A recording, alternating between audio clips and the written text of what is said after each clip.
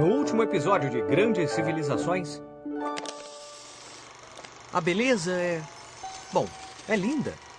Mas o que é beleza? O que é que atrai o nosso olhar para algo que é belo? Essa foi uma pergunta à qual os gregos antigos dedicaram muito tempo, estudo e trabalho. Os antigos gregos acreditavam que uma vez que os seres humanos são os únicos seres vivos capazes de apreciar a beleza e os únicos capazes de criá-la, então a beleza pode ser encontrada dentro de nós e criada por nós. Além da habilidade de criar beleza, os seres humanos também podiam criar virtudes.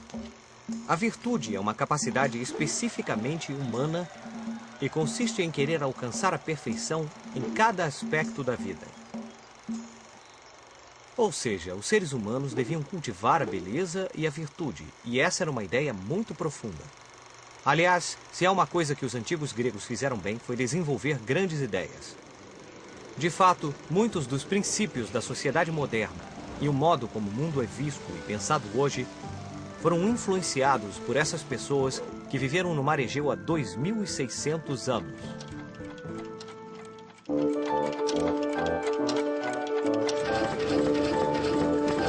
Grandes civilizações.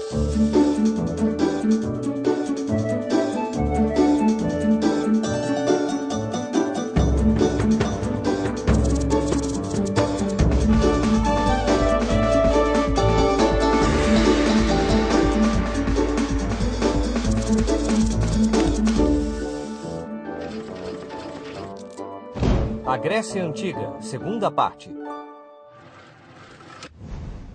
Fazer coisas bonitas foi algo que os antigos gregos fizeram de melhor. Isso é porque adoravam a beleza, então queriam rodear-se de coisas belas. Por isso, os antigos gregos tornaram-se artesãos magníficos e construtores que criaram obras fantásticas que admiramos até hoje. Os antigos gregos foram os melhores artistas que o mundo já viu. A arte da Grécia Antiga é conhecida como arte clássica. Essa forma de expressar a beleza tem sido tomada como fonte de inspiração para muitas culturas ao longo da história. Primeiro, os romanos.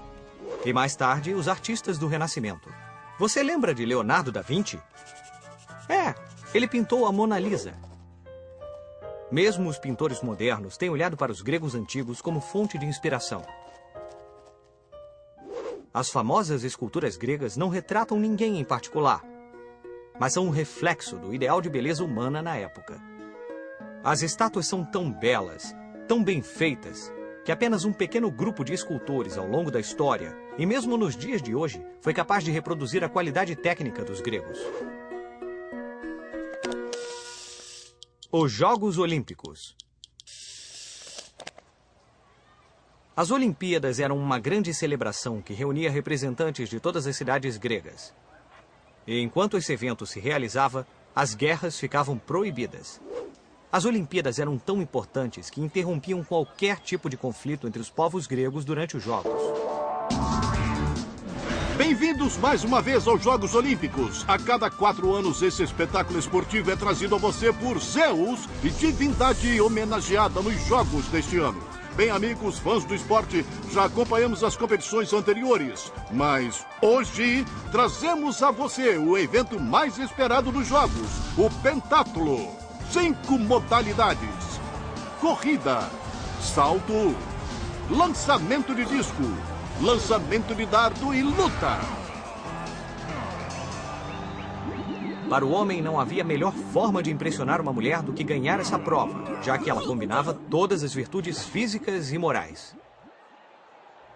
Claro que vocês devem estar pensando que quem ganhava essa árdua competição recebia um troféu e muito dinheiro, como os atletas de hoje. Mas não era bem assim. O vencedor recebia uma coroa de louros. Mas os gregos antigos não estavam no esporte pelo dinheiro. O que interessava a eles era a glória. E nada melhor do que receber a coroa de louros. Essa coroa é um presente dos deuses do Olimpo, patrocinadores orgulhosos dos Jogos Olímpicos.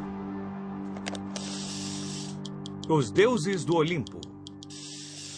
Os gregos tinham deuses e deusas para quase tudo na vida. A guerra. Vamos derrotar todos! O amor. Adoro quando você escreve poemas. a família... Te espero para jantar, amor. E a sabedoria, entre outros. Mas havia um deus que governava todos os outros deuses. Era Zeus. Havia 12 deuses principais e todos moravam juntos em um palácio enorme em cima do Monte Olimpo. Um lugar tão alto e tão íngreme que nenhum mortal conseguia escalar. O Palácio do Olimpo tinha todos os luxos que você pode imaginar. Muitos quartos, um zoológico para os animais sagrados, salas de armas, cozinhas e salas de jantar. Mas o lugar mais importante era o imponente salão, onde todos os deuses se reuniam para debater os problemas dos homens. Como, por exemplo... Quem nós vamos premiar hoje? Ou ainda melhor, quem nós vamos castigar hoje? Os deuses gregos eram muito parecidos com os humanos. Sentiam ódio, inveja, sentiam dor em guerras e combates e, principalmente, apaixonavam-se. E trazendo ao mundo muitos filhos que se tornavam deuses ou semideuses. Mas havia características que diferenciavam os deuses dos humanos. Os deuses eram imortais e tinham muitos poderes. Além disso, podiam controlar com as próprias mãos o destino de cada ser humano na Terra. Filosofia. Os gregos adoravam pensar sobre o mundo que os rodeava. Matemática, amor, natureza, eles fizeram perguntas sobre tudo. Assim nasceu a filosofia. A filosofia é uma maneira de estudar e descobrir o mundo, fazendo perguntas e utilizando a razão e a lógica para encontrar respostas. Na Grécia Antiga, viveram muitos homens sábios que fizeram perguntas que tinham respostas muito difíceis. Por exemplo, do que todas as coisas são feitas? Tudo no universo é composto de apenas 4 elementos: a terra, a água, o ar e o fogo. Através dessas discussões, os gregos formulavam ideias que a ciência só conseguiu provar milhares de anos depois. Eu acho que toda matéria é composta de partículas muito pequenas, tão pequenas que não podem ser divididas. Eu vou chamá-las de átomos. Os antigos filósofos gregos debateram sobre muitos temas, o que muitas vezes provocava inúmeras discussões entre as pessoas que pensavam de uma maneira e as que pensavam de outra. Suas contribuições provocaram um impacto enorme na maneira como vemos o mundo hoje. O foco na tentativa de responder a perguntas de uma forma lógica e comprovada foi a base para o método científico e, portanto, a base para estabelecer o modo como encaramos a ciência hoje. Alexandre o Grande. Havia um homem na Grécia que, desde muito jovem, teve o maior sonho que alguém poderia ter. Esse jovem, chamado Alexandre, era o filho do rei Felipe II, rei da Macedônia. Alexandre decidiu partir para uma longa viagem com um objetivo ambicioso. Quero me tornar o maior conquistador de todos os tempos e governar o mundo. A viagem de Alexandre começou na Macedônia, no ano de 334 a.C. Aos 20 anos, esse jovem guerreiro formou um exército que era treinado com técnicas avançadas para a época. Foi assim que alcançou façanhas incríveis.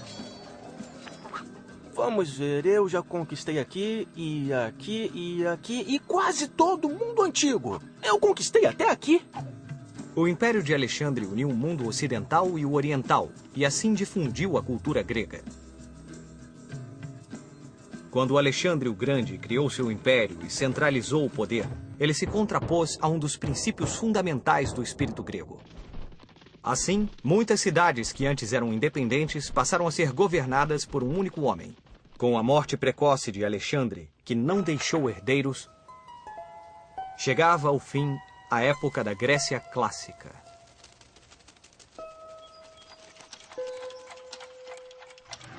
Vamos usar nossa bússola do tempo para ver o que estava acontecendo nos outros lugares do mundo nessa mesma época. O que estava acontecendo na América enquanto Alexandre o Grande tentava conquistar o mundo? Pois bem, os maias estavam construindo seus maravilhosos templos e suas cidades na América Central, onde desenvolveram uma das civilizações mais poderosas e refinadas de todo o continente. E o que estava acontecendo na Europa? Em Roma, por exemplo? Bom, os romanos estavam reconstruindo a cidade, já que alguns anos antes, um grupo de guerreiros descendentes dos celtas, os gauleses, sob o comando do impiedoso Breno, havia derrotado o exército devastando, destruindo e incendiando toda a cidade. O quê? Roma destruída? Impossível. Mas foi assim, Pipo. Roma foi destruída em 387 a.C. Mas um dos motivos pelos quais os romanos eram uma cultura muito poderosa é porque eles nunca desistiam, mesmo depois de uma derrota devastadora. Eles reconstruíram a cidade após a invasão gaulesa e continuaram seu caminho. Os romanos nunca perdoaram os gauleses por essa derrota.